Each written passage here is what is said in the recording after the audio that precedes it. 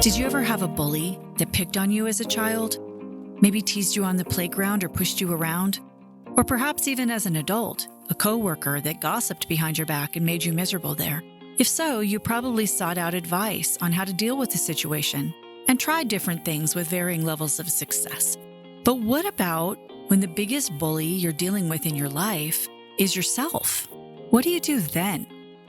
Welcome to the Joyfulicity podcast. I'm your host, Laura Wakefield.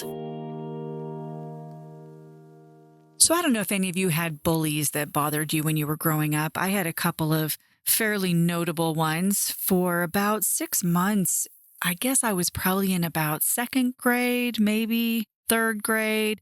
This little boy would hide in the bushes and jump out at me when I was walking to school. We walked fairly far distances from a young age back then to school, and he would chase me the rest of the way and kind of cage me in the monkey bars and tease me. And it didn't feel like playing to me, and I would cry a lot and was really rather terrified of this little boy for a long time.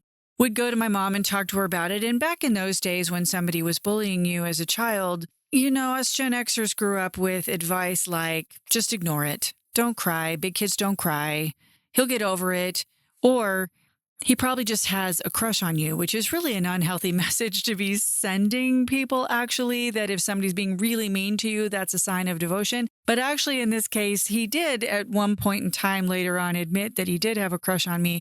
But this is exactly what he said. He said, I need to tell you something. I love you.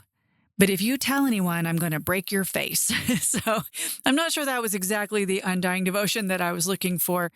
But anyway, I'm sure he grew up into be a fairly nice boy, but he terrorized me for several months when I was about 9 or 10.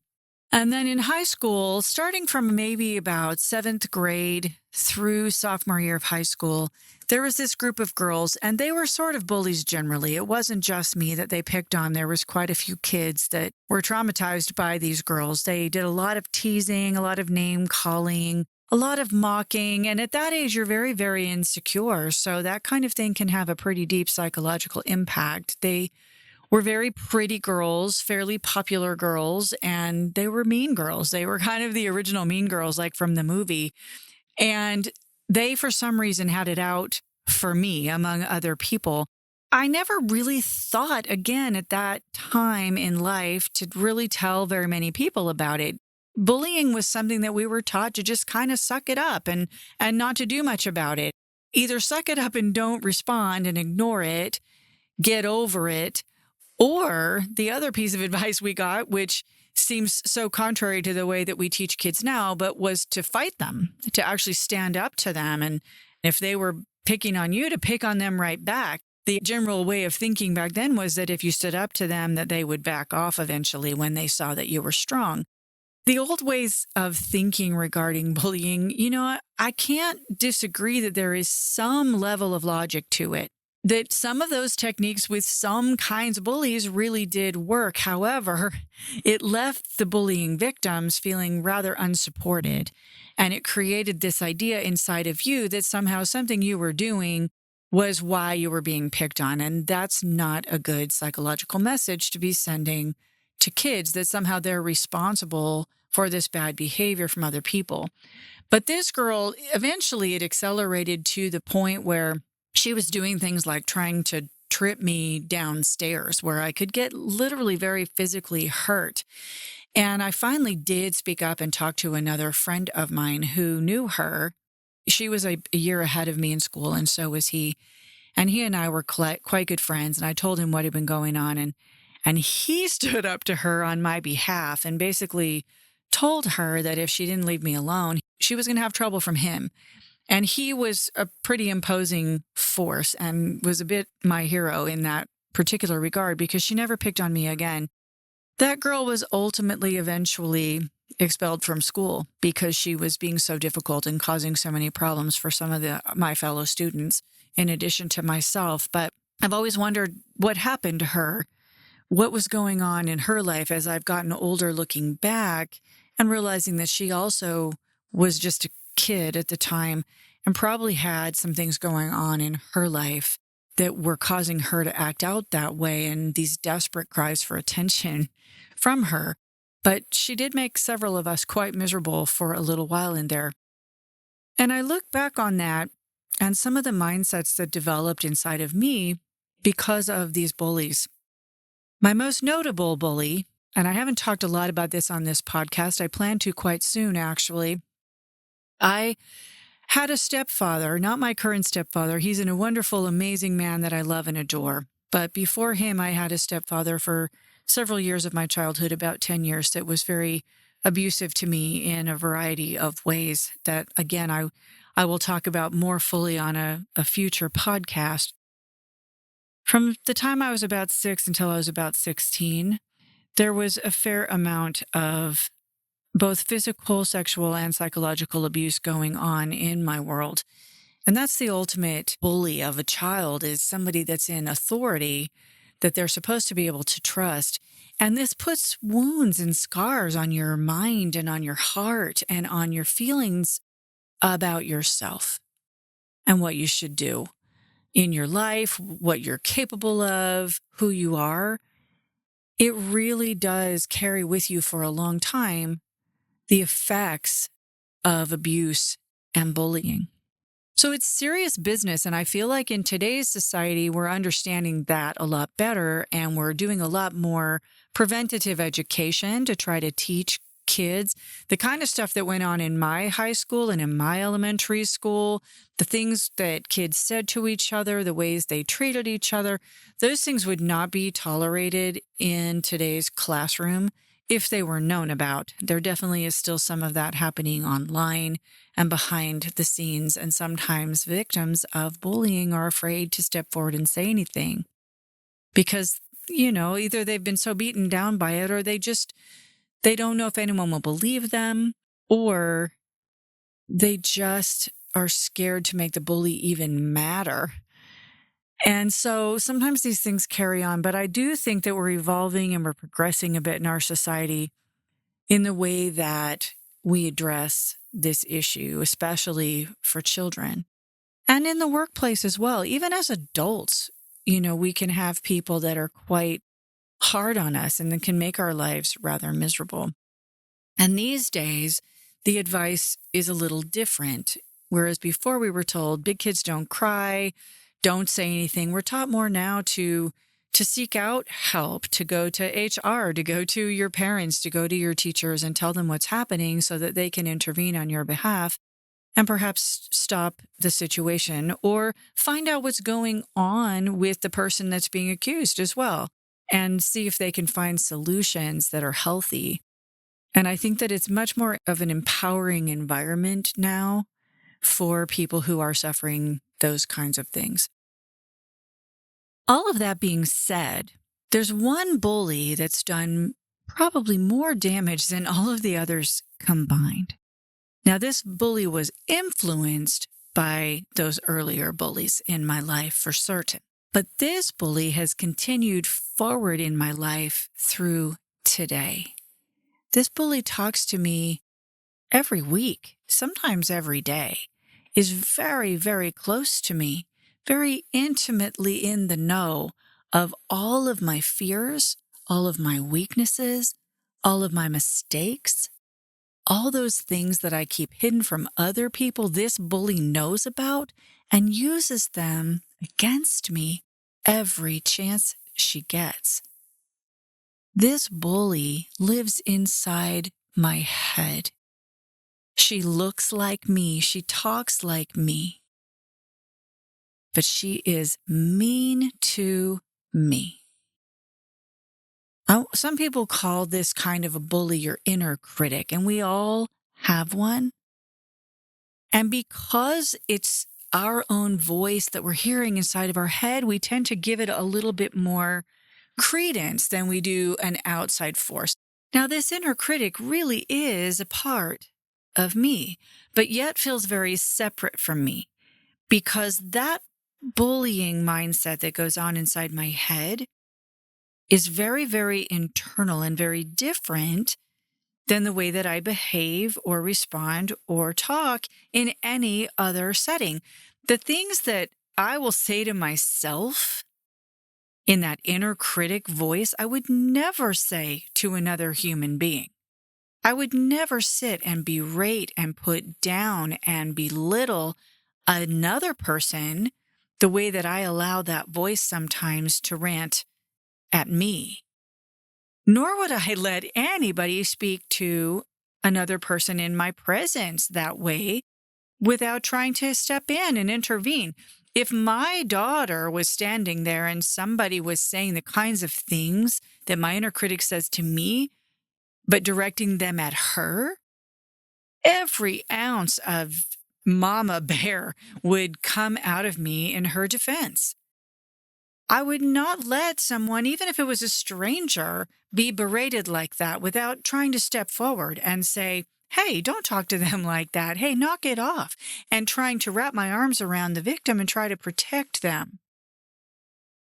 If someone came to me and said that somebody was bullying them in that regard, what would my advice be to them? I would try to counsel them to seek solutions, to seek help, to end the behavior, to get themselves out of that negative situation. I would also try to support them in understanding that just because somebody said those things about them, that doesn't automatically make them true. And they don't need to internalize those things.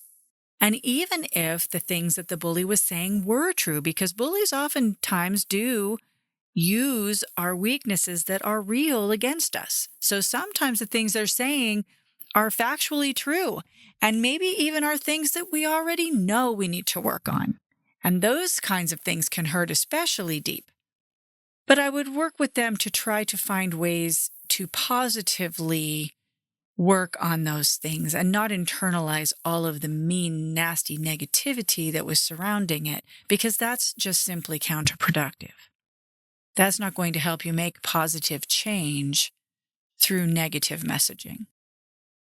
And I would try to help them to see that. Furthermore, I would just simply try to comfort them. Because when people are mean to us, even when we know it's not true, or even when we have heard all of the right messages and we know it's just a bully, the trolls online, we know that it's all them, it's nothing we did, and all of that. It doesn't matter if we know that stuff. When people are mean to us, it still hurts. So I would try to lift them up and restore their confidence, make them feel supported and loved and valuable. Try to send the opposite of the hateful message and instill some loving messages instead in their place. So the primary place that mean, nasty bully voice comes out in my life is toward myself. Silent to others around me, but screaming loudly within my own mind. Horrible messages. You're not enough. You're ugly. People don't like you. People won't want you. You are worthless. You're not good enough for that. You'll never be successful at that. You should just quit now. You're so unorganized. I could go on. Because this bully knows us so well, this bully knows exactly how to hurt us, exactly how to discourage us, and exactly what to say to bring us down. Now, I don't claim to know exactly why we all seem to have this inner critic living inside of us. There's a lot of reasons, and that would take a whole other podcast to try to unpack that question. But I think it's pretty universally known that most all of us, if not every single one of us, has this negative voice that speaks inside our minds often, not just sometimes, but quite often, and discourages us. And it tends to come out more as we're wanting to try new things, as we're about to step out of a comfort zone. And it tends to want to chase us back on in there. And in some ways, perhaps psychologically, this is an effort to try to protect us from our weaknesses and the things that we might fail at, and to keep us safe in a little cocoon somewhere where we're not stepping out of line and can't get hurt, right? So There's some strange psychological questions surrounding this voice, but what I do know is that this voice tends to keep us small, tends to keep us from moving forward in our life, tends to keep us surrounding ourselves with others, maybe who have negative messages to send to us.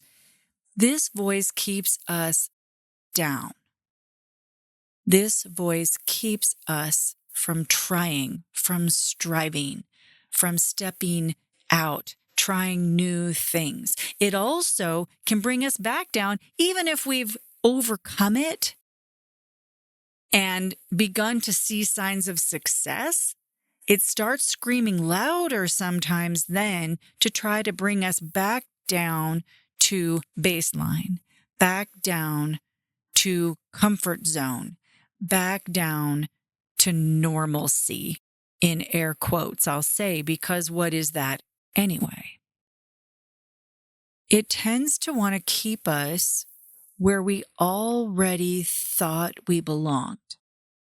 And this is what I meant earlier when I said that it was influenced by previous bullies, previous messages that created these imprints on our ways of thinking about ourselves can come out later in this inner critic telling us this is who you are, as evidenced by these awful things that happened to you before. And then it all has this air of truth about it that we have a tendency to believe, even though, as I said, we would never say that to somebody else or allow someone else to say it to someone that we love. We will listen to this voice when it's being mean and destructive to ourselves. So why does this matter? And what can we do about it? I think the primary reason that all of this matters is that each one of us came into this world with our own unique set of talents, with our own missions, our own things that we were meant to do, meant to achieve, meant to share with the world. And when this voice is ringing too loudly in our ears, so often those talents and missions and achievements never come to be. They never happen because we're too afraid to allow them space to breathe and to exist. And so we just stay in our comfort zones, and those things die inside of us sometimes. I think we've all felt that. That sounds so dramatic when I say it, but I believe it. I know that it's true. How many of us have had music or writing or whatever talent that we have that literally goes unexpressed for the majority, or if not all, of our lives? That's tragic, in my opinion. And how many of us are living a life that isn't fueling our passions, that isn't making us happy, that feels dull, that feels unexceptional in ways that matter to us? I'm not talking about competing with anybody else. I'm talking about allowing our own true nature's room to dance. And that inner critic is usually what's standing between us and fulfillment of those dreams and passions and desires and talents. That inner critic is what's standing between us sharing those things with the world and possibly helping so many other people to do the same. I know I run into this in my life. I paused my podcast for several months, and there was some concrete reasons for that initially.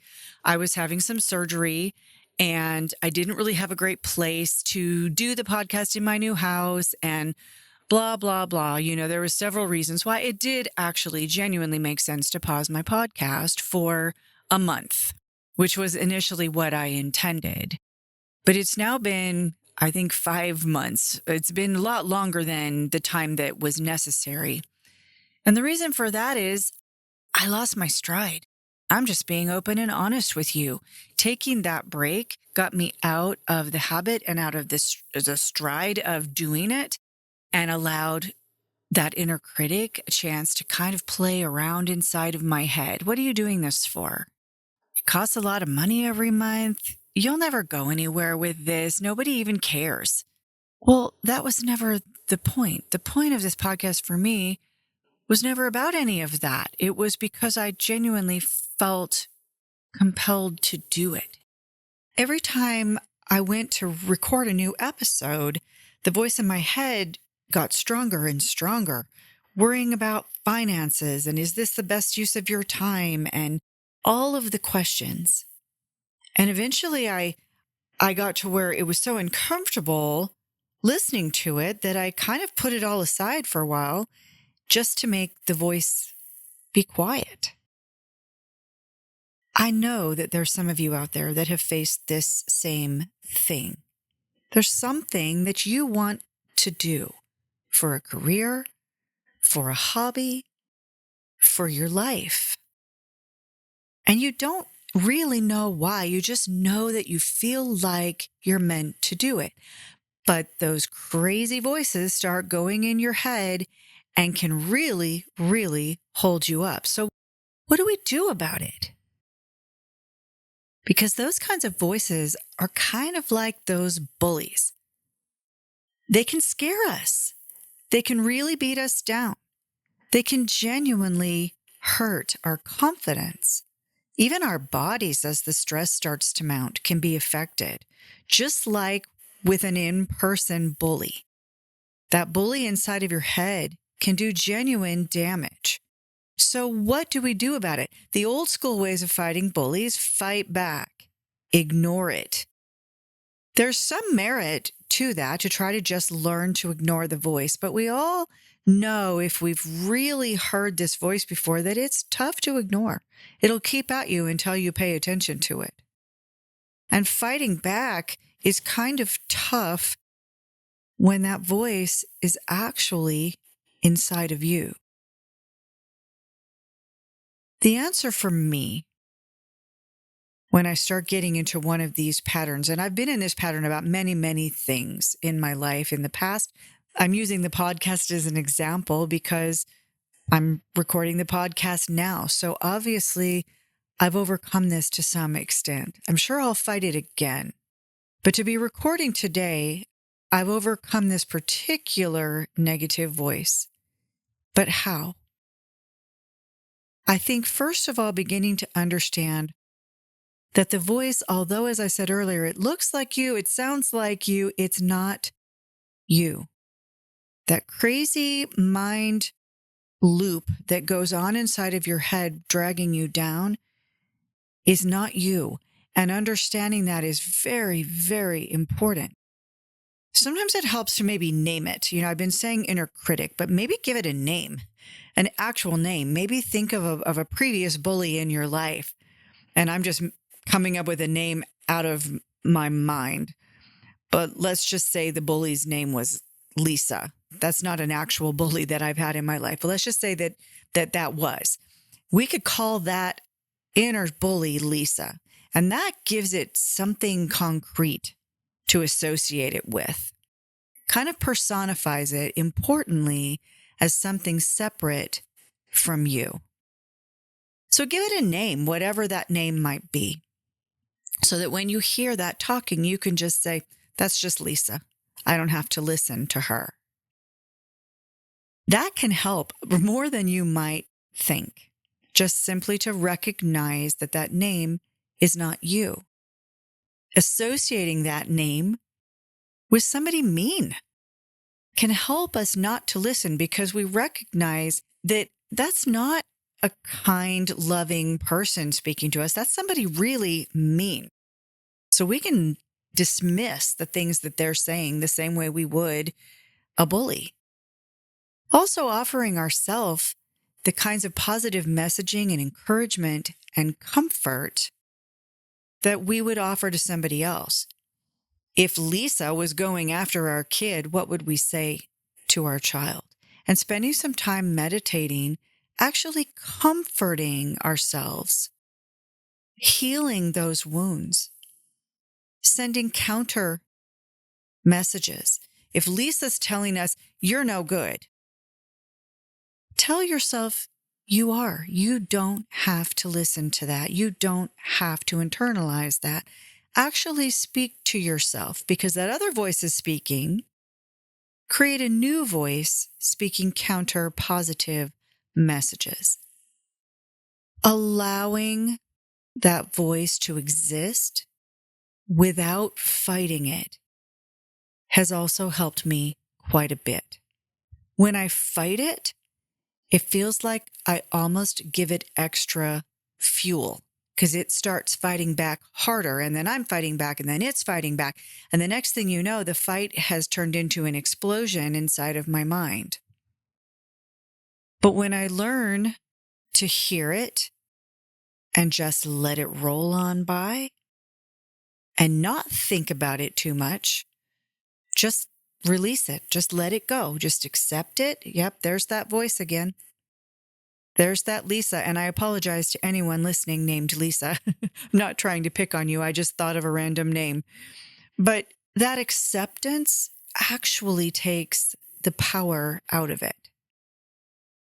That's been my experience. Because remember, this voice inside your head is imaginary. Its effects are real, but in truth, it's just imaginary. And the more that you respond to it as if it's imaginary, the less power it will have over your life. The more you fight it and respond to it as if it's true and something that you have to put down, the more real it becomes. But when you just accept it, that those voices are going to come sometimes, and acknowledge them as if they are exactly what they are, imaginary, and just release them and move past them, there's a great deal of power in that. Releasing the anger and replacing it with love. Love for yourself, knowing that you deserve better than the treatment of that bully. Knowing that the thoughts and feelings and ambitions and dreams residing inside of you deserve to come out in the sunlight. Knowing that your uniqueness is your gift, and that it's up to you to nurture it and to share it with others. Love is almost always, if not always, the answer to almost any question that arises. And that's true here too. Love for yourself. Love for others. Allowing them the space also to exist without being bullied by harsh thoughts and words from you. Loving yourself enough to continue moving forward, even if you're not quite ready to quiet those voices. Just keep walking anyway. The voices can rage around inside as much as they want, but keep moving forward. Record that podcast anyway. Sing that song anyway. Follow that dream anyway. The more you do that, the more you're sending a message to that voice that you just simply aren't going to listen, and it will begin to kind of burn out when it knows that it's having no effect. Some people use the term fake it until you feel it, and I know what they mean by that. But I'd rather say, love yourself anyway. Follow your dreams anyway. And just see what happens. I'd like to just remind everyone today to just be nice. To others, let's not be bullies to other people. But let's not be bullies to ourselves either. Let's take all those principles of kindness and love and encouragement that we apply to others out there in this world and apply them to ourselves as well. The world will become a much more beautiful place for us when we learn how to do that. I'm so glad to be back recording the Joyfulicity podcast, and thank you for being here. Have a great day, everybody. Thank you for joining me today on the Joyfulicity podcast. If you enjoyed this episode, please like and share, and come follow me on all major social media sites at Joyfulicity or on my website, joyfulicity.com. You can follow the link in the description for this episode to all of the places that we can connect. Have a great day, everybody, and remember, dare to dream, plan to play, live to learn.